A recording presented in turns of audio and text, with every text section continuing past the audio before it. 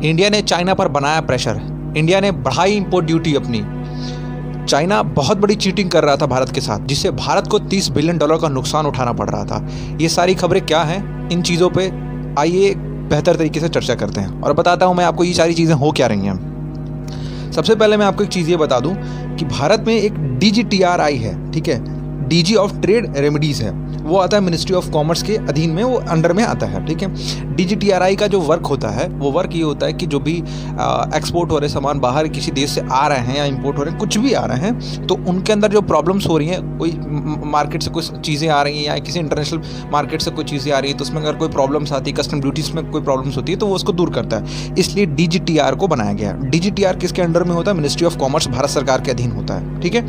अब मैं आपको एक चीज़ बताता हूँ। चाइना, आप जानते हो कि चाइना बहुत बड़ा व्यापारिक देश बन गया है अपने आप में और इसने बहुत ज़्यादा मुनाफे कमा लिए हैं। भारत भी मुनाफा कमा रहा है, ऐसा नहीं भारत नहीं कमा रहा, लेकिन चाइना इसकी अपेक्षा में बहुत ज़्यादा मुनाफा कमा रहा है, जो कि चाइना से ज़्यादा भारत सामान को मैन्युफैक्चर करता है। फिर ये कैसे हो जा रहा है? तो अब ये चीज़ समझिए, चाइना और भारत, ठीक है, अभी अप्रैल से लेकर सितंबर तक का अगर मैंने डाटा उठाया है, अप्रैल से लेकर सितंबर तक का, ठीक है, भारत और चाइना का इंपोर्ट चाइना ने भारत पर किया 42.33 बिलियन डॉलर का, जो कि इंडिया ने एक्सपोर्ट किया 12.26 बिलियन डॉलर का, ठीक है। फिर से इस बात को सुनिए, चाइना और भारत के बीच जो एक्सपोर्ट और इंपोर्ट होता है उसका रेशियो जो है अप्रैल से लेकर सितंबर के बीच का इस साल का इंपोर्ट होता है, चाइना ने हमें इंपोर्ट किया 42.33 बिलियन डॉलर का और हमने एक्सपोर्ट किया चाइना को 12.26 बिलियन डॉलर का। हम तो बहुत कम है और इंडिया को बहुत ज़्यादा लॉस भी हो रहा है। अगर आप इसको माइनस करके रेशियो निकालेंगे तो $30 बिलियन का आएगा। भारत को $30 बिलियन का नुकसान हुआ है। भारत ने, DGTR ने भी सोचा, भारत के मंत्रालय ने भी सोचा कि भाई ऐसा क्यों हो रहा है, इसका रीज़न क्या है, हमारा कैसे यहाँ पे इतना ज़्यादा लॉस हो जा रहा है। जब इस चीज़ की पड़ताल की गई तो मालूम चला कि चाइना चीटिंग कर रहा है। चाइना चीटिंग क्या कर रहा है, अब वो समझिए। चाइना ऐसा कर रहा है कि अपने देश में अगर 10 रुपये का कोई सामान है, उसको भारत में वो 5 रुपये का बेच रहा है।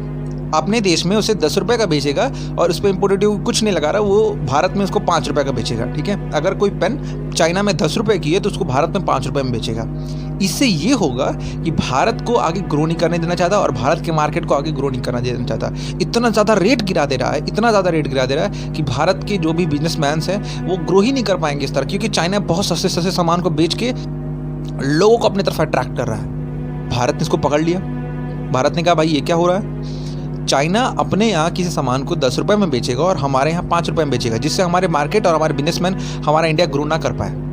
भारत के DGTR ने पकड़ लिए कमी और इस पे तुरंत एंटी डंपिंग ड्यूटी थोप दी। कस्टम डिपार्टमेंट के अंडर में होता है ये एंटी डंपिंग, और एयरपोर्ट पे लगाया जा सकता है। मतलब शिप के रास्ते कोई चीज़ें आ रही हैं तो उस पर हम एंटी डंपिंग शुल्क बढ़ा देंगे। भारत सरकार ने कहा ठीक है, कोई बात नहीं, आप अपने यहाँ 5 रुपये का, अपने यहाँ 10 रुपये का बेचना, हमारे यहाँ 5 रुपये का बेचना, कोई बात नहीं, हम आप पे टैक्स ही बढ़ा देते हैं। और जब टैक्स सरकार बढ़ा देगी तो अपने आप मार्केट बहुत महंगा मिलना स्टार्ट हो जाएगा। कस्टम ड्यूटी सरकार ने थोप दी है और 5 प्रोडक्ट पे थोपी है, ठीक है। चाइना की इस चीटिंग पे बहुत तगड़ा प्रहार भारत सरकार ने किया है। अब ये समझिए ये कैसे कैसे होता है, ठीक है। 1945 में GATT बना था, जनरल एग्री ट्रेड ट्रैफिक बना था, ठीक है। तो GATT के अनुसार सारी चीज़ें होती थी। 1945 में बना था। इसके लिए 2 बैंक को ही बनाया गया था, IMF और वर्ल्ड बैंक को।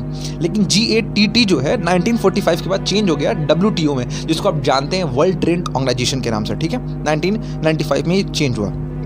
इसका रूल ये कहता है, अब आपके दिमाग में ये भी तो सवाल आएगा कि जब भारत ने बढ़ा दिया कस्टम ड्यूटी तो चाइना पे इसका प्रेशर जाएगा, चाइना को बुरा लगेगा, चाइना बिजनेस में कुछ हमें और नुकसान पहुंचाने की कोशिश करेगा। आपके मन में ये भी सवाल आएगा कि भारत ने किया तो चाइना कोई ना कोई रिएक्शन तो जरूर देगा। तो उस रिएक्शन पर मेरा जवाब ये है कि GATT जो अब WTO हो गया, वर्ल्ड ट्रेड ऑर्गेनाइजेशन हो गया है, उसका रूल ये कहता है कि किसी भी देश का अधिकार है कि वो अपने देश में आए किसी भी सामान पर डंपिंग ड्यूटी बढ़ा सकता है, किसी दूसरे देश से आए हुए सामानों पर। मतलब उसका रूल ये कहता है कि भारत ने जो डंपिंग ड्यूटी बढ़ाई है चाइना से आते हुए सामानों पर, भारत का अधिकार है, भारत बढ़ा सकता है, इसमें कोई गलत बात नहीं है। तो इससे चाइना को बुरा नहीं लगेगा।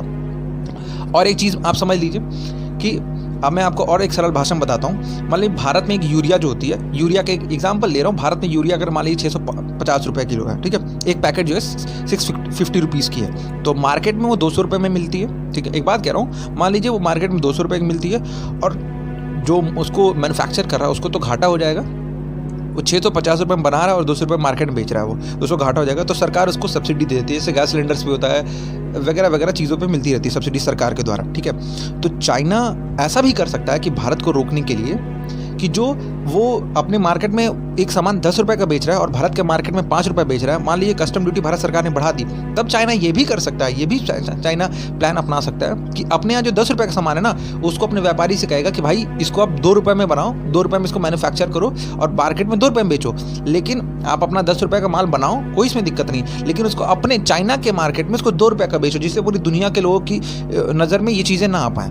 वो अगर अपने मार्केट में 2 रुपये का उसको बेचने स्टार्ट कर देगा तो भारत को तो मालूम, भारत को फिर लगेगा कि ये अपने यहाँ प्राइस को लो कर चुका है, तो भारत सरकार इस पर कस्टम ड्यूटी हटा लेगी। ये प्लान ये अपना सकता है। तो इसके प्लान के लिए मेरा एक जवाब तैयार है। मैं ये बात इनको बता देता हूँ, अगर इन्होंने ऐसा किया, अगर इन्होंने अपने व्यापारियों, चाइना में जो बैठे व्यापारी हैं उनके पे सब्सिडी रेट दिया उनको, अगर 10 रुपये के सामान पे वो 2 रुपये अपने मार्केट में उतार दिएगा कि ये प्रोडक्ट 2 रुपये का है और मैन्युफैक्चर हो रहा 10 रुपये में और व्यापारी को वो 8 रुपये सब्सिडी देगा, तो भारत सरकार भी इस पर एक्शन लेगी। और वो एक्शन कैसे लेगी, अब उसका प्रोसेस सुन लीजिए, ठीक है।